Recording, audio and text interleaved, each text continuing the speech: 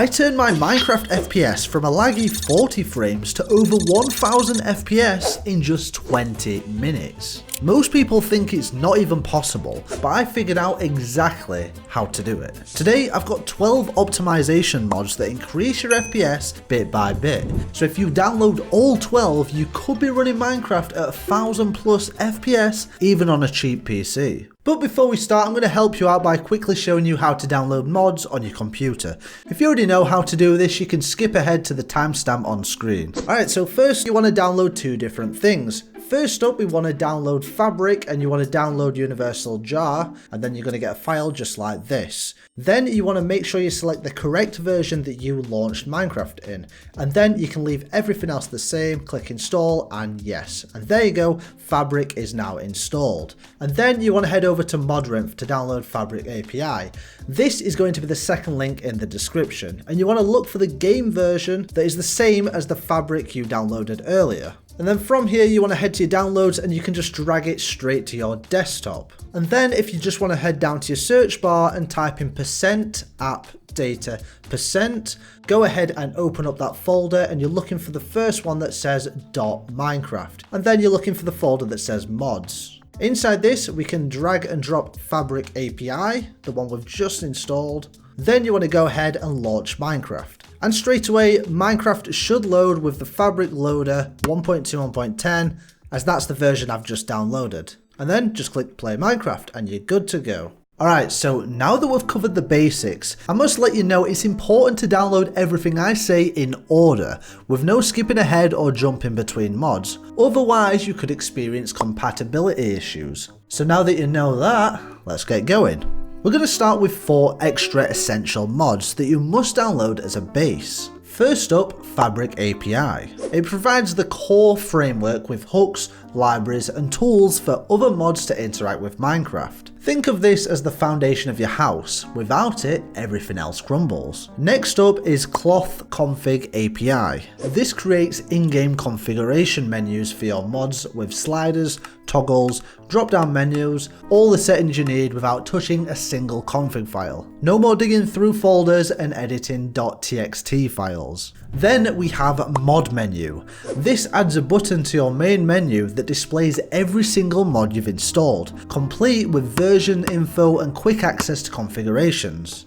Trust me, when you've got 20 plus mods running, you'll need this. And now, before we dive into performance mods, let's add one quick utility, an FPS display mod. I mean, sure you can press F3 to check your FPS, but here's the problem. Opening that debug screen actually tanks your frame rate while it's open. You're not getting accurate readings. An FPS display mod gives you a clean, lightweight FPS counter that stays on screen without impacting performance. You'll be able to see your real FPS games from all these mods without the debug menu dragging you down. It's a small addition, but trust me, when you're testing performance, accuracy matters. Oh, and by the way, we're getting close to 100,000 subscribers, so help me out by clicking subscribe and leaving a like.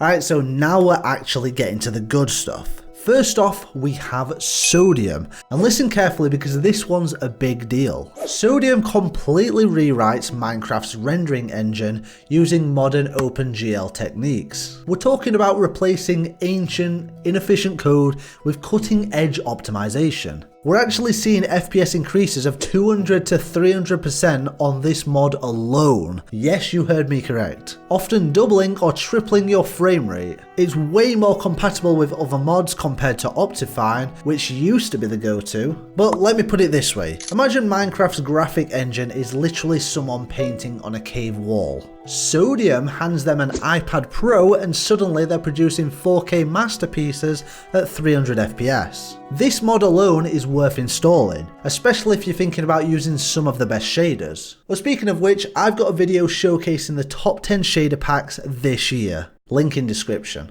Next is Immediately Fast, And yes, it does live up to the name. It batches rendering calls more efficiently, meaning your GPU handles fewer, bigger jobs instead of thousands of tiny ones. It's perfect for busy areas with tons of entities, signs, or complex builds. Instead of your GPU receiving 10,000 individual text messages saying, draw this block, it gets one message saying, draw all of these. Your graphics card will literally thank you. Expect major improvements in cities, mob farms, and any area dense with stuff. Coming up next is entity culling, and this one's genius. Vanilla Minecraft tries to render everything, even stuff you can't see. Mobs behind mountains, blocks behind walls, your GPU is wasting energy on invisible things. This mod uses visibility checks to skip rendering anything not in your line of sight. If you can't see that creeper behind the mountain, why waste performance drawing it? Exactly. This mod tells Minecraft to stop being dumb about it, and essentially saves your GPU massively, especially in complex worlds. Alright, so now go into your CPU because lithium is literally your CPU's best friend. What this does is it optimizes mob AI, block updates, physics calculations, chunk ticking,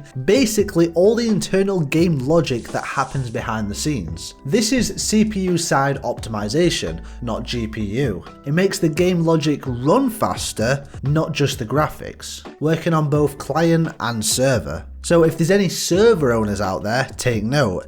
It's like Minecraft's brain just got a massive upgrade. So it's the same old thinking, just way faster and without getting distracted every 5 seconds. And with this one, you can expect up to 45% improvement in tick times, which is huge. And hey, if you've learned something new already, consider liking the video. It really does help the performance. Next up, Ferrite Core. Minecraft is a digital hoarder. It stores the same dirt block texture 50 times, identical models repeated thousands of times, eating up your RAM. This mod, however, removes all the redundant data, massively reducing memory usage. It's perfect for large mod packs where RAM is precious. Ferrite Core walks into Minecraft storage and says, why do you have 50 copies of the same texture? Then throws away the duplicates and frees up your RAM. This mod is essential for mod pack users. C2ME. Concurrent Chunk Management Engine. This one's a technical monster, in the best way. Minecraft loads chunks one at a time using a single CPU thread with your multi-core processor. What C2ME does is spread chunk generation across all your CPU cores in parallel. The result? Dramatically faster world loading and exploration. If I was to explain this simply, I'd say imagine vanilla Minecraft is just one guy building your house brick by brick. Well, C2ME kinda hires an entire construction crew with bulldozers to do everything twice as fast. After you download this, your world will load faster than you can say render distance. So if you do explore a lot or use a high render distance, this mod is mandatory. Coming up next is Noisium, which is the silent speeder of world generation. Kinda similar to C2ME, but this one actually optimizes the mathematical noise calculations used to generate terrain and biomes. It makes generation faster without changing how the world looks. Same mountains, same biomes, just generated way quicker. So it actually works out that it's a perfect companion for C2ME for world generation. Okay, next up we have Krypton, network optimization that actually matters. Krypton optimizes how Minecraft handles network packets, the data flowing between your client and server. This mod reduces your CPU and memory usage, which leaves you with better latency and smoother multiplayer, especially on busy servers. So when using Krypton, you can expect less lag and fewer rubber banding, which ultimately leads to everyone being happier. So if you're a multiplayer fan especially, you'll need this one.